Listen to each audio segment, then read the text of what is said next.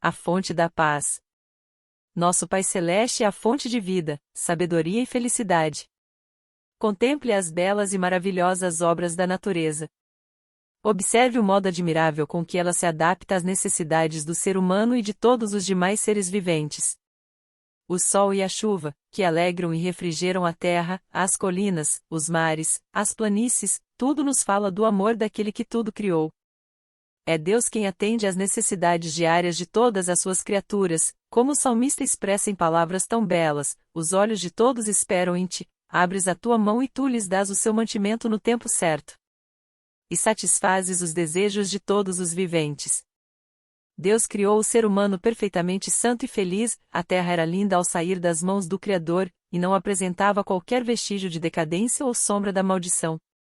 Foi a desobediência à lei de Deus, a lei do amor, que trouxe sofrimento e morte. Contudo, apesar dos sofrimentos provocados pelo pecado, o amor de Deus ainda está presente. Está escrito que Deus amaldiçoou a terra por causa do homem. Os espinhos e as ervas daninhas, as dificuldades que tornam a vida cheia de trabalhos e ansiedade, foram permitidos por Deus para o bem das pessoas. Fazem parte do seu plano, como um aprendizado necessário que ajuda a tirar o ser humano da ruína e degradação que o pecado provocou. O mundo, embora caído, não é todo tristeza e miséria. Na própria natureza há mensagens de esperança e conforto. Há flores por sobre as ervas daninhas, e os espinhos estão cobertos de rosas. Deus é amor está escrito sobre cada botão que desabrocha, sobre cada haste de erva que brota. Os amáveis passarinhos, com seus alegres cantos, enchem o ar de música, as flores, perfeitas, com seus delicados matizes, perfumam a natureza, as enormes árvores da floresta, com sua exuberante ramagem de um verde muito vivo, tudo fala do cuidado paternal de nosso Deus e o seu desejo de tornar felizes os seus filhos. A palavra de Deus revela o seu caráter. Ele mesmo proclamou seu amor infinito e sua misericórdia. Quando Moisés orou: rogo-te que me mostres a tua glória, o Senhor respondeu: eu farei passar toda a minha bondade por diante de ti. Essa é a sua glória. Ele passou diante de Moisés e proclamou: eu sou o Eterno, o Deus eterno. Eu tenho compaixão e misericórdia, não fico irado com facilidade e minha fidelidade e o meu amor são tão grandes que não podem ser medidos. Cumpro a minha promessa a milhares de gerações e perdoo o mal e o pecado. Ele é Deus que tem compaixão e misericórdia, porque tem prazer em nos mostrar para sempre o seu amor. Deus nos ligou a si por inúmeras provas no céu e na terra.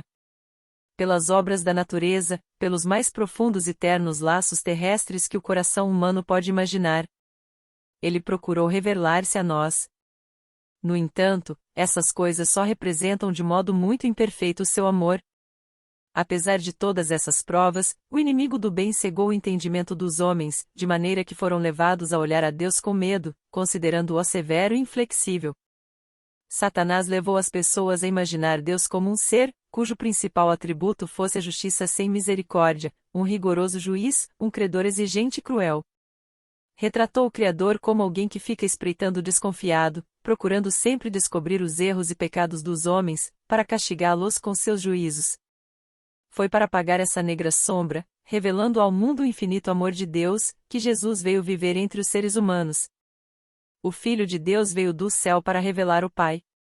Deus nunca foi visto por alguém.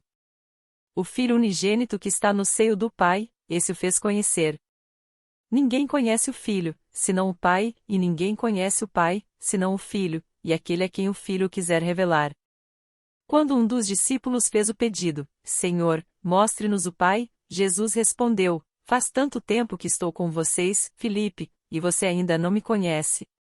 Quem me vê, vê também o Pai.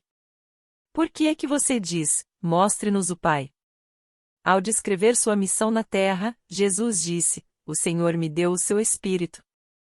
Ele me escolheu para levar o Evangelho aos pobres e me enviou para anunciar liberdade aos presos, dar vista aos cegos, libertas os que estão sendo oprimidos e anunciar que chegou o tempo em que o Senhor salvará o seu povo. Essa foi sua missão. Andava fazendo o bem, curando os cativos de Satanás. Aldeias inteiras não tinham mais sequer uma casa onde houvesse gemidos e lamentações de doentes, pois Jesus havia passado por ali e curado a todos.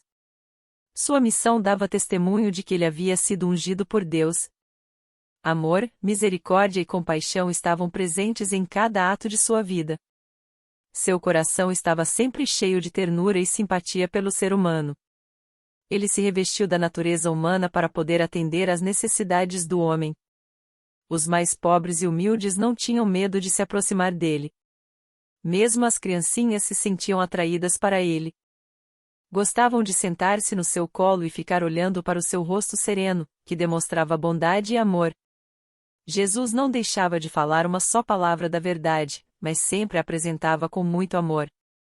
Em seu convívio com o povo não magoava quem quer que fosse, era sempre atencioso e cortês.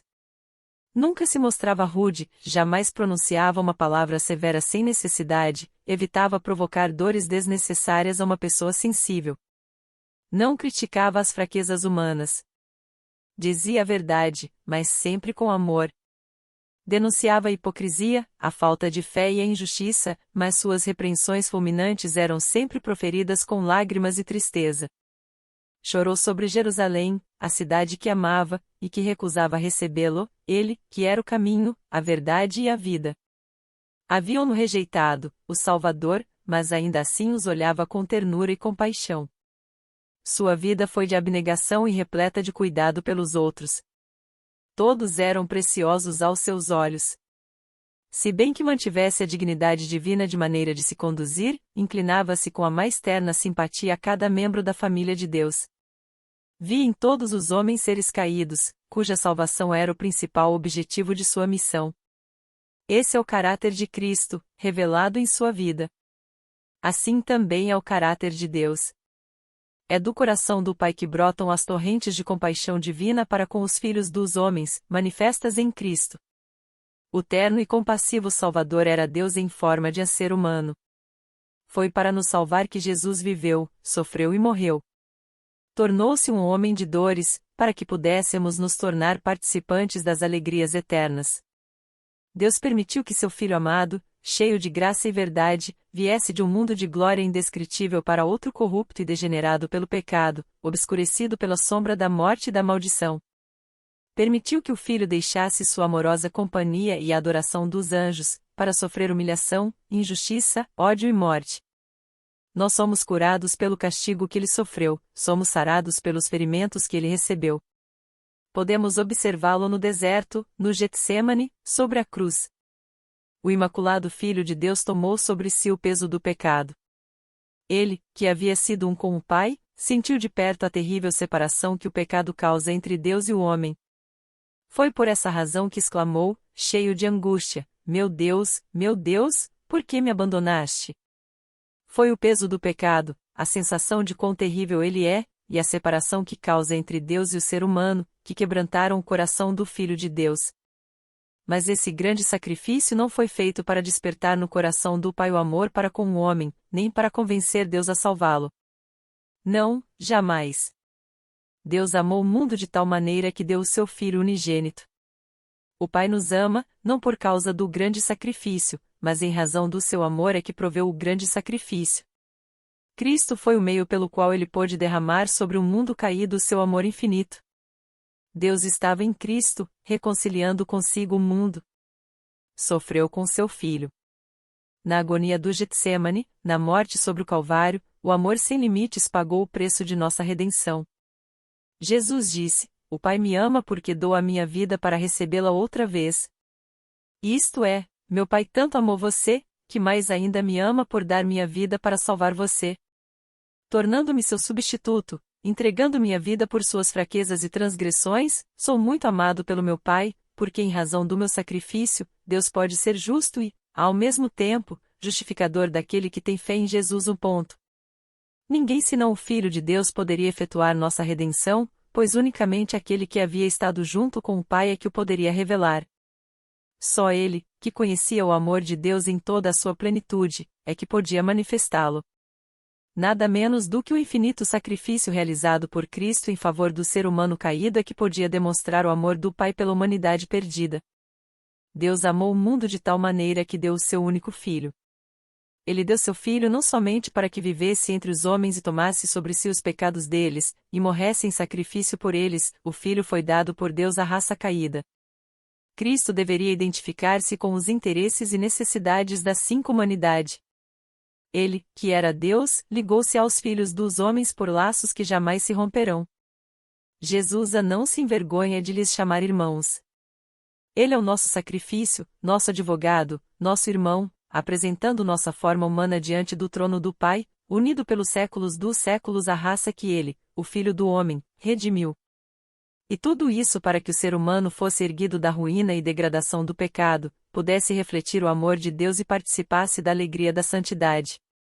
O preço pago por nossa redenção, o infinito sacrifício de nosso Pai Celestial em entregar seu Filho para morrer por nós, deveria nos inspirar ideias elevadas acerca do que nos podemos tornar por meio de Cristo.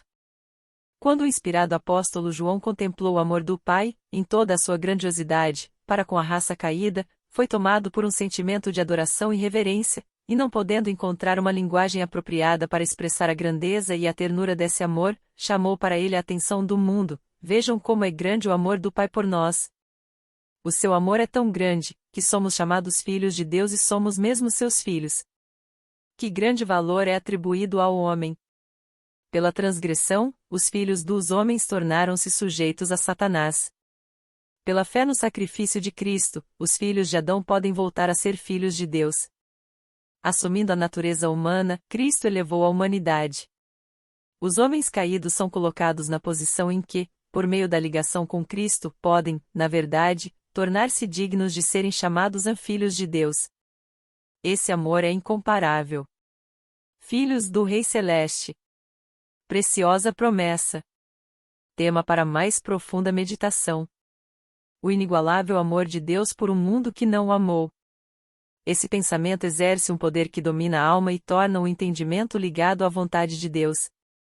Quanto mais estudamos o caráter divino à luz que vem da cruz, tanto mais veremos a misericórdia, a ternura e o perdão, unidos à justiça e equidade, e de modo mais claro veremos as incontáveis provas de um amor que não tem limites, conheceremos a terna compaixão que é muito maior do que o amor de mãe por um filho rebelde.